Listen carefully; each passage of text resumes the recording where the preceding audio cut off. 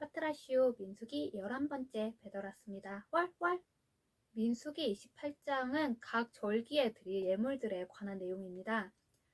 민수기 28장 1절 2절 본문은 하나님께 드릴 제사에 관하여 언급하고 있습니다. 근데 약간 생뚱맞죠? 갑자기 제사에 대한 얘기라뇨. 이제 앞으로 가나안 땅을 정복할 정복 전쟁에 대해 나오거나 미디안을 치라는 얘기가 나와야 할 차례인데 갑자기 제사에 관한 얘기가 나오는 겁니다. 이것은 가나안 정복이 이스라엘 군대의 힘이나 지략에 의한 것이 아니라 하나님께서 주신 힘으로 이긴다는 것을 나타내기 위해서 이곳에 이런 얘기가 있는 겁니다. 그리고 다음과 같은 이유로 이곳에서 제사에 대해서 말씀을 하고 계십니다. 당시 이스라엘 백성들은 출애굽 2세대였습니다. 그리고 그랬기 때문에 신의 사안에서 율법이 주어질 때 아직 태어나지도 않았었죠. 그리고 당시에는 가나안 정복 전쟁이 임박한 때였고 그들은 앞으로도 계속 이러한 전쟁을 해야만 했어요. 그렇다 보면 아무래도 하나님을 섬기는 일은 조금 소홀해질 수도 있죠. 저도 여기서 이런 말씀 드리긴 약간 그렇지만 이제 이 일을 하면서 이 컨텐츠를 찍으면서 기도를 좀 줄였어요. 왜냐하면 원고 쓰고 읽고 촬영하고 편집하고 시간이 없는 거예요. 아마 하나님도 이해해 주시겠거니 이러고 저 혼자 그냥 생각을 한 거죠.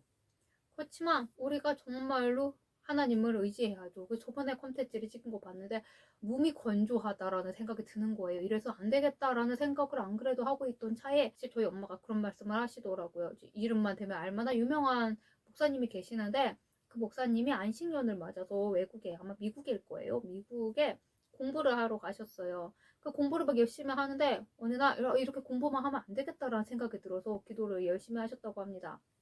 그랬더니 갑자기 막 부흥회 오라 그래가지고 부흥회로 막 열심히 다니셨대요.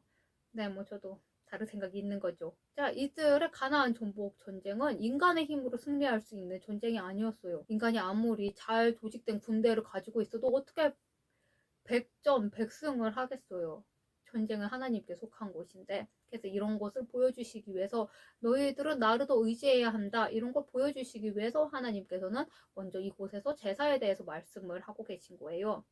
그리고 또 하나님께서 제사에 대해서 말씀하시고 있는 이유는 이제 이들이 가나안 땅에 들어갈 거잖아요. 가나안 땅은 하나님께서 어떤 땅이라고 말씀하셨어요? 젖과 꿀이 흐르는 정말 막 기름지고 비옥한 땅이라고 하셨어요. 그래 이제 그곳에 내가 들어가서 막 농사를 하는데 농사가 정말 잘 돼요. 내가 열심히 해서 잘 되는 거다 이렇게 생각을 하게 될 수도 있고 아니면 정신없이 막 열매 따러 다니고 막 밭가는데 정신이 팔려가지고 하나님을 섬기는 거에 소홀히 할 수가 있는 거예요. 그래서 우리의 본성을 잘 아시는 하나님께서 이곳에 제사의 중요성에 대해서 너희들이 이렇게 잘 된 곳은 다 내 덕분이다 라는 것을 보여주시기 위해서 이곳에 제사를 넣으신 겁니다. 민수기 28장 3절에서 10절 본문은 상번제와 안식일에 드리는 제사에 관한 규례입니다. 상번제는 이미 시내산에서 제정된 제사로 제단에서 날마다 일정하게 계속해서 드리는 제사를 말하는 겁니다. 이 상번제는 매일 아침과 저녁으로 1년 된 순양 한 마리씩을 드렸고 그와 함께 소제와 전제를 드렸습니다. 저희 엄마가 얘를 보더니 갑자기 꼬질꼬질하다고 하시는 거예요. 얌전하게 올려놓기만 하는 앤데 먼지가 자꾸 쌓이는지 쟤는 안 꼬질해 보이는데 약간 노란 것 같기도 하고 양들이 나이가 들면 노랗잖아요. 어린 양들이나 하얗고 어른 양들 잘 빨면 걔네들도 하얘질까요? 뭐 양털 같은 거 하얗지 않나요? 자, 이렇게 1년 된 순양 한 마리씩을 드렸고 그와 함께 소제와 전제를 함께 드렸습니다. 그리고 또 안식일에는 상번제와 함께 특별한 제사를 드려야 했어요. 그것은 평일보다 2배의 제물을 바쳐야 하는 겁니다. 그러니까 우리가 안식일에 이렇게 특별히 예배를 드려야 하고 특별히 제사를 드려야 하지만 그리고 또 평상시에도 하나님께 헌신해야 함을 나타내는 겁니다. 민수기 28장 3절 이 화제는 희생제물로 불로 이렇게 태워서 드리는 제사입니다. 본문에는 여러 제사 중에서 특히 매일 드리는 번제와 소제를 지칭하는 대명사로 쓰였습니다. 출애굽 당시 시내산에서 제정된 이에 관한 규례는 2마리의 어린 양을 매일 드린다는 의미에서 하나님과 이스라엘의 지속적인 관계를 상징합니다. 민수기 28장 11절에서 15절 본문은 초하루에 드릴 제사와 제물에 관한 규례입니다. 달의 첫날에 제사를 드렸다는 것은 그 한 달을 전적으로 하나님께 바친다는 것을 의미합니다. 그리고 이때 특별히 속죄제를 드렸습니다. 이것은 지난 1개월의 생활을 돌아보고 지은 죄를 용서받지 않으면 새로운 한 달을 하나님께 헌신한다는 것은 무의미하다는 것을 나타내는 겁니다. 또 초하루에는 속죄제 이외에 수송아지 둘과 또 순양 하나와 어린 양이지 뭐 양이니까 순양 하나와 1년 되고 또 흠없는 순양 7과 거기에 수반되는 소제물과 전제물을 드렸습니다. 민수기 28장 12절 수송아지 초하루 그러니까 달의 첫째 달 이때 드리는 제사가 뭐 안식일이나 상번제, 뭐 상번제도 매일 드렸고 안식일은 7일마다 한 번씩 드렸죠. 근데 이 초하루는 훨씬 텀이 길잖아요. 한 달 만에 드리는 제사니까 그렇기 때문에 조금 더 귀한, 조금 더 값어치가 있는 이 수송아지를 드린 겁니다. 민수기 28장 16절에서 25절 본문은 1년에 한 차례씩들이 6월절 제사에 관한 규례입니다. 근데 여기서는 6월절에 초점을 맞춘 것은 아니고 무교절에 초점을 맞췄습니다. 이 무교절은 정월 15일부터 7일간 지키는 거예요. 그 7일 동안 무교병을 먹으면서 이렇게 누룩이 들지 않은 좀 맛없는 그런 무교병을 먹으면서 첫날은 성회로 모이고 아무 노동도 하지 말아야 했습니다. 그리고 속죄제를 드리고 상번제를 계속 드려야 했어요. 그리고 다시 7일째 되는 날에 성회로 모이고 그날에도 역시 아무 노동도 하면 안 되었습니다. 한편 이때에는 다른 제사에 비해서 엄청나게 많은 제물을 바쳤습니다. 이는 이 절기가 특별하신 구원사역, 즉 애굽에서 하나님께서 애굽의 장자들을 치실 때 그곳에서 이스라엘 장자들을 구원을 하셨죠. 그리고 그날에 이스라엘 민족을 애굽의 노예 생활로부터 구해주셨고 그날을 기념하는 아주 특별한 날이기 때문에 제물을 많이 바친 겁니다. 민수기 28장 26절에서 31절 본문은 상번제 및 안식일 제사, 초하루 제사, 6월절 제사에 이어 77절 제사에 대한 규례입니다. 77절 제사는 6월절 제사 이후 7주가 지난 첫날, 곧 6월절 이후 50일째 되는 날 풍성한 수확을 거두게 해주신 하나님께 감사하며 드리는 제사입니다. 한편 77절은 일명 오순절이라고도 하며 수확을 한 시기에 드리는 제사이기 때문에 맥추절 또는 초실절이라고도 합니다. 이름이 여러 개가 있죠? 이날에는 처음 익은 열매로 하나님께 첫 소제를 드리고 또 성회로 모였으며 노동을 금하고 번제와 소제와 상번제를 드려야 했습니다. 이러한 77절은 뭐 어느 달로 따지자면 추수감사절 같은 겁니다. 미국에 보면 추수감사절에 퍼레이드 같은 것도 하죠. 스누피 풍선 날아다니는 것도 봤어요. 민수기 28장 30절 속죄하기 위하여 77절에 번제 및 소제와 더불어 순념소 하나를 속죄제로 드리는 것은 감사의 축제 이전에 먼저 죄의 문제를 해결해야 한다는 것을 뜻합니다. 즉 속죄함을 받은 인간만이 비로소 진정한 감사와 은혜에 대한 찬양이 있을 수 있기 때문입니다. 민수기 29장은 7월의 절기들에 관한 내용입니다. 이 7월은 구약시대의 종교력으로 7월이라는 것이고 지금으로 따지면 뭐 대략 9월에서 10월경을 뜻합니다. 굉장히 좋은 계절이죠.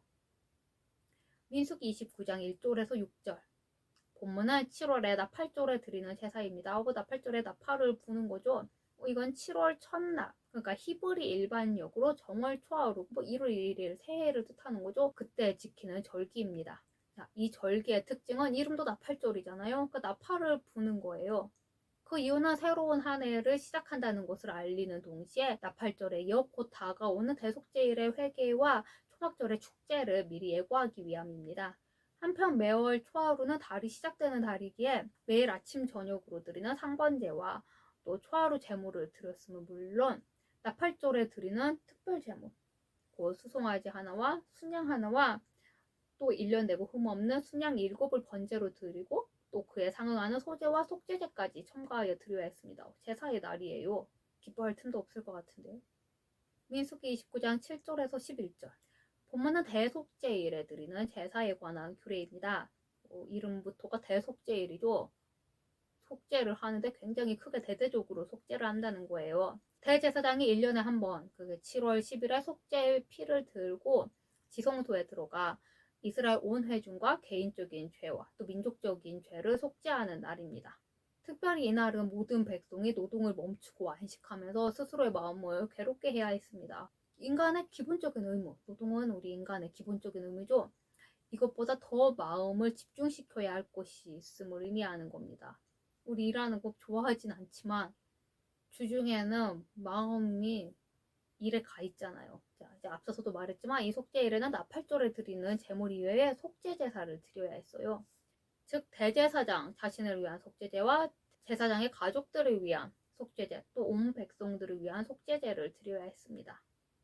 또한 이때에는 두 염소를 취하여 하나는 하나님께 제물로 바치고 또 하나는 아사셀을 위하여 광야로 보내야 했습니다. 이 아사셀 염소는 그 머리에 안수를 하고 이스라엘 백성들의 죄를 정가시킨 다음에 보내버리는 거죠, 죄를. 민수기 29장 12절에서 40절. 본문은 7월에 드리는 제사 중에 초막절에 관한 규례입니다. 초막절은 7월 15일에 시작하여 일주일간 계속되는 일종의 축제 같은 거예요. 그 장막절이라고도 하죠. 이때는 되게 제물을 많이 바쳐요. 일주일 동안 제물은 매일 2마리씩 드리는 상번제 어린 양 16마리, 또 초막절 기념으로 드리는 제물이 따로 있는데 소송아지 71마리, 순양 15마리, 어린 양 105마리, 순염소 8마리로 총 199마리였습니다. 상번제와 초막절 기념 예물을 모두 합치면 215마리나 됩니다. 정말 여러 마리가 죽죠. 이렇게 많은 수의 제물을 초막절에 하나님께 드린 이유는 광야 40년 동안 베풀어 주신 은총과 한 해 동안의 풍족한 소출을 허락해 주신 하나님께 감사하기 위함입니다. 이때 온 백성은 그들이 광야 생활했던 40년을 기념하기 위해서 집에서 떠나서 장막을 치고 그곳에서 생활을 했습니다. 하자면 요즘으로 치면 캠핑 같은 거죠. 또 일대 1년 동안 키운 곡식을 거두어 드리고 저장한 다음에 하나님께 감사하는 마음으로 축제를 했기 때문에 이날을 또 다른 이름으로 수장절이라고 부르기도 합니다. 민수기 30장 1, 2절. 본문은 백성들이 하나님께 서원할 때에 대한 일반적인 규례에 대한 설명입니다. 그런데 이러한 서원이 바로 앞에서 제사를 드리고 바로 뒷이어 나왔죠. 앞에서 얘기한 그런 제사는 동물을 하나님께 제물을 바쳤는데 여기에 서원은 나를 하나님께 바치는 거예요. 그 같은 의미가 있는 거죠. 서원이란 하나님께 대하여 하나님의 영광을 위해 헌신하겠다고 하는 일종의 자발적인 약속으로 나의 신앙과 신실성을 표현하는 하나님에 대한 일종의 맹세입니다. 고대 근동에서의 구두 계약은 오늘날의 서명 계약과 같은 효력을 지니고 있었어요. 그러니까 강력한 계약인 거죠. 그래서 반드시 그 계약을, 이 구두 계약을 지켜야만 했습니다. 그래도 우리가 굉장히 이제 믿음이 좋고 막 기도해서 감동받으면 서원하잖아요. 저도 서원한 것이 있거든요. 이건 하나님께서 먼저 하셔야 되는 거기 때문에 저는 그냥 배짱을 부리고 있습니다.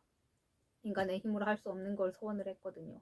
이렇게 서원을 했을 때 막 기도하다 감동받아가지고 일시적인 충동이나 실수로 할지라도 이것을 하나님 앞에서 반드시 지켜야 하는 거였습니다. 인간과의 계약도 지켜야 되는데 하나님과의 관계에선 당연히 지켜야 하는 거죠. 그래서 서원할 때는 그냥 분별 없이 좀 감동받았다고 감정적으로 하면 안 되는 겁니다.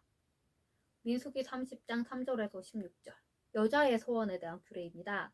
자, 본문은 아직 시집가기 전 아버지 밑에 있을 때나 내가 서원을 했어요. 근데 이제 결혼을 했어요. 그리고 또 과부나 이혼한 여자가 서원하였을 경우에 관한 내용입니다. 그러니까 내가 이제 아버지 집에 있거나 내가 이제 결혼했을 때 남편이나 아버지에게 내가 서원한 것을 얘기해요. 근데 아버지가 듣고 그래 이행해라. 이행하는 거고 이행하지 말아라. 그러면 그 서원이 없었던 게 되는 거예요. 근데 아버지나 남편이 듣고 아무 말도 안 했어요. 그럼 우리 어떻게 생각해요? 우리 법에도 있죠. 이걸 이제 묵시적 동의라고 해서 동의한 걸로 간주를 합니다. 그리고 또 우리도 그렇잖아요. 상대방한테 이거 할 거야? 할 거지? 라고 물어봐요. 그 상대방이 아무 말도 안 해요. 하겠거니라고 생각하는 경우도 있잖아요. 그렇기 때문에 이렇게 아무 말도 안 했을 경우에는 그 사원에 동의한 것으로 간주를 합니다.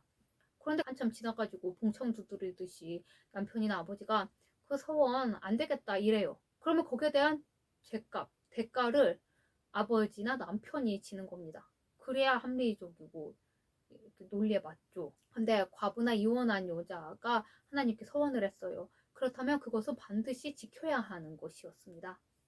민수기 31장은 미디안 정복전쟁에 관한 내용입니다. 이제 좀 뭐가 좀 나올 것 같죠. 민수기 31장 1절에서 12절 26장에서 30장까지는 이스라엘이 가나안에 들어가서 지켜야 할 여러 가지 규례들에 대해서 이제 한번 살펴봤습니다. 본장에서부터 이제 36장까지는 정복과 그 이후에 땅 분배에 대한 얘기까지 나옵니다. 그중 본문은 이제 앞서 말씀하셨던 하나님 미디안을 치라고 말씀하셨었죠? 그래 하나님이 이 말씀을 다시 하시는 거예요. 이때 이스라엘 민족도 어땠을까요? 제사에 관한 말 듣고 서원에 관한 말 듣고 있다가 네, 이런 일을 했어야 했지 이런 생각이 들었을까요?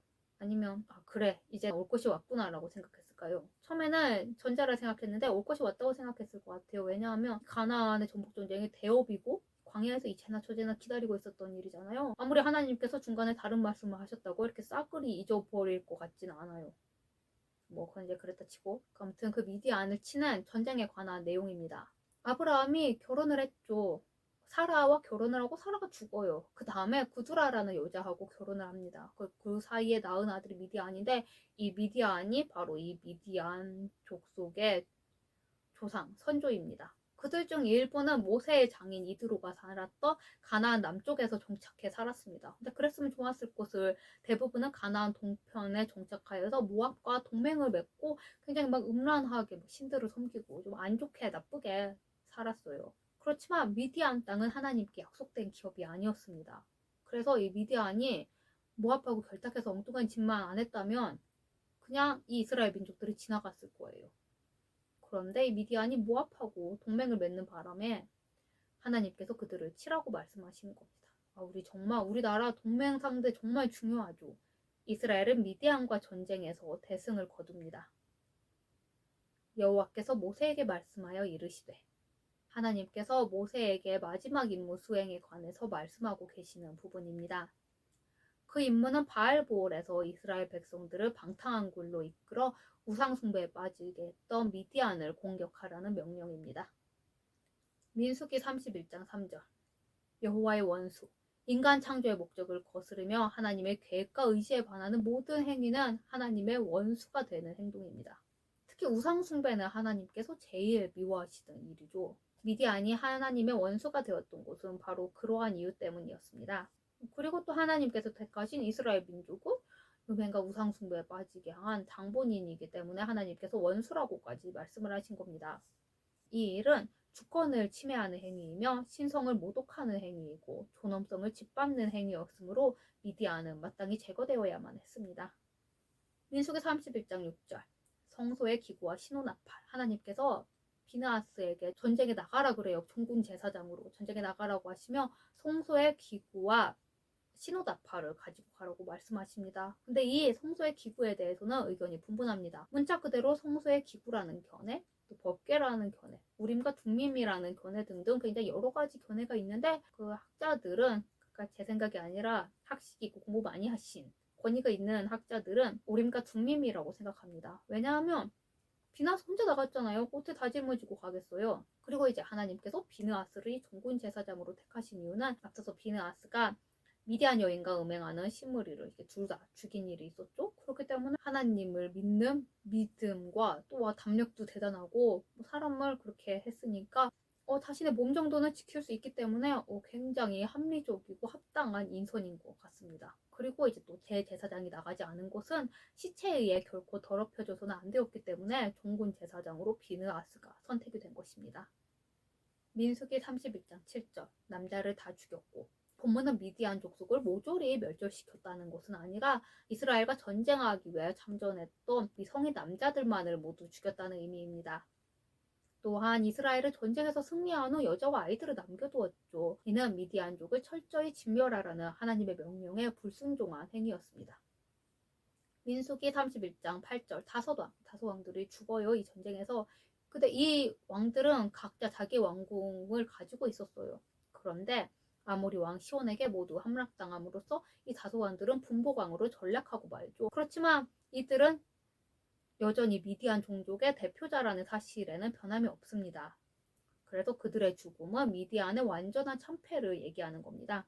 한편 미디안의 패배는 우상의 종말을 상징합니다. 그리고 이때 발람도 죽습니다. 근데 발람은 술사일 뿐인데 이 전쟁에 왜 나왔을까요? 비나스 나갔으니 얘도 나올 수 있는 거긴 하지만 얘가 이 발람이 술사였으니까 어떠한 술수로 인해서 이스라엘 민족을 이렇게 처치해버리기 위한 것일 수도 있고 아니면 이 발람이 이스라엘 민족들을 잘 축복했기 때문에 이 미디안을 축복해서 전쟁에서 이기게 하기 위한 것일 수도 있겠죠. 그러니까 뭐 어찌 됐든지 간에 뭐 하나님의 섭리가 이 발람을 이곳으로 오게 하였고 또 하나님의 공명정대하신 복수가 그에게 임한 것입니다. 민수기 31장 10절 성읍과 촌락들을 다 불사르고 뭐 우리가 볼 때 성읍 촌락 비슷하잖아요. 뭐 촌락하면 좀 시골인가? 성읍이면 도시고. 근데 이 성읍들은 성읍 우리 성 쌓아놓잖아요. 성벽에 둘러쳐져 있는 뭐 그곳을 성읍이라고 하고 촌락은 성읍 밖에 조금 막 지은 집들이 좀 가난한 사람들이 살면서 양피 같은 거는 흙벽돌로 만든 그런 집들을 가리키는 겁니다. 그러니까 촌락하고 이 성읍들을 다 불살랐다는 것은 완전한 함락을 의미하는 것입니다.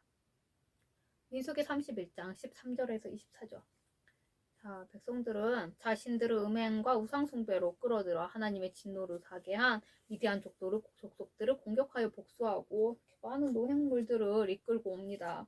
소도 끌고 오고 얘는 반대로 가고 싶어 하는데 끌고 오고 모세가 기뻐하면서 이들을 영접하러 나옵니다. 그런데 그들이 여자들과 어린 아이들은 살려두었던 게 아닙니까?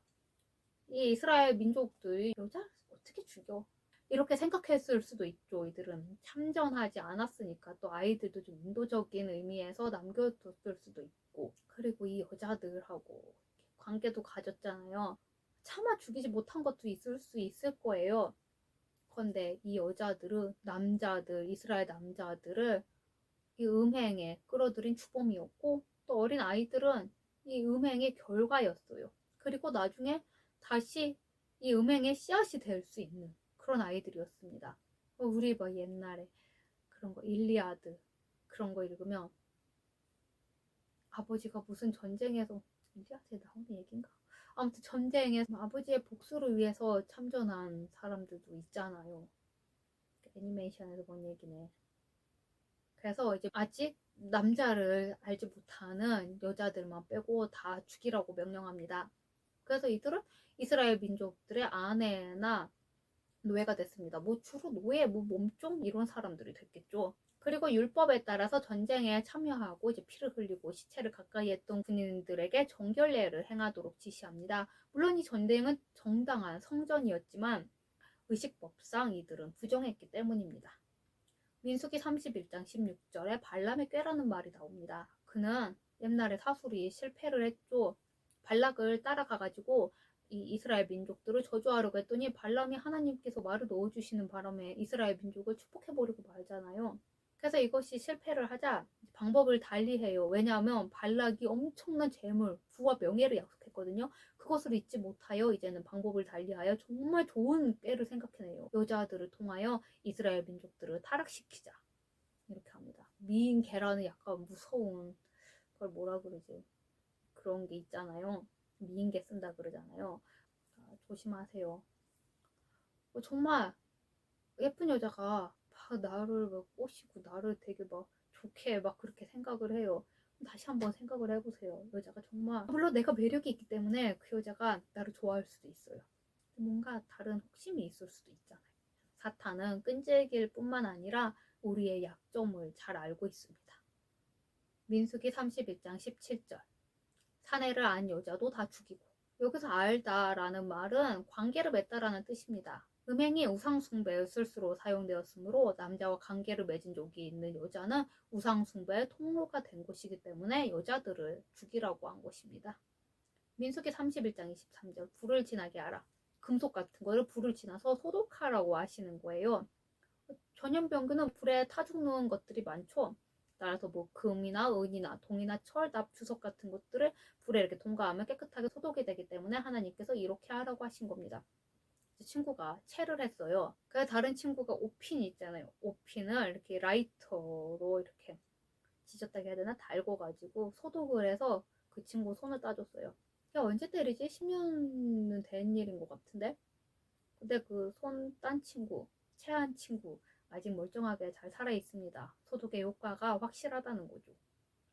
민수기 31장 25절에서 54절 본문은 미디안과의 전쟁에서 탈취한 전리품을 어떻게 분배할 것인지에 대해서 하나님께서 직접 지시해 주시는 장면과 전리품의 내용 그리고 하나님께서 이스라엘 군대를 보호하시고 지켜주신 것에 감사하여 군대 장관들이 하나님께 감사의 예물을 바치는 장면입니다.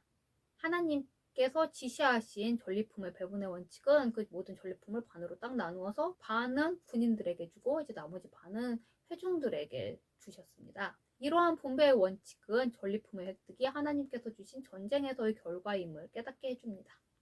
더기에는 백성들 사이에서 전리품을 분배할 때 생길 수 있는 불이한 경쟁을 막고, 오늘 책에 나와 있는 건데 전쟁과 평화에 나온 건가? 군인들이 너무 전리품을 갚는데 급급해가지고 마을을 그때 모스크바였나? 상트페테르부르크인가? 그곳을 완전히 군인들이 폐허로 만들어버려요. 무분별하게 막 집에 있는 물건들 막 끌어다 나오고, 자기 말해도 다 실을 수 없을 만큼 많은 전리품들을 싣고 상관 말도 안 듣고 그런 일이 있거든요. 그래서 하나님께서 이렇게 전리품 분배에 대해 확실하게 원칙을 세우신 겁니다. 그리고 이 전쟁의 승리가 이스라엘 공동체 전체의 이익임을 깨닫기 위함이었습니다. 민수기 31장 25절에서 47절. 군사들이 개인적으로 취한 전리품 외에 이제 공동으로 취득한 전리품은 다음과 같습니다. 양 67만 5천 마리, 소 7만 2천 마리, 나귀 6만 1천 마리, 그리고 남자와 동침한 적이 없는 처녀 3만 2천 명. 하나님의 지시에 따라 앞서도 말씀드렸었죠. 2분의 1은 군인들이 갖고 나머지 2분의 1은 회중들이 가졌다고. 그리고 이 군인들의 몫에서 500분의 1은 제사장에게 주고 회중들의 몫에서 50분의 1은 레위인들에게 돌렸습니다. 자, 오늘은 여기까지입니다. 다음에 만나요.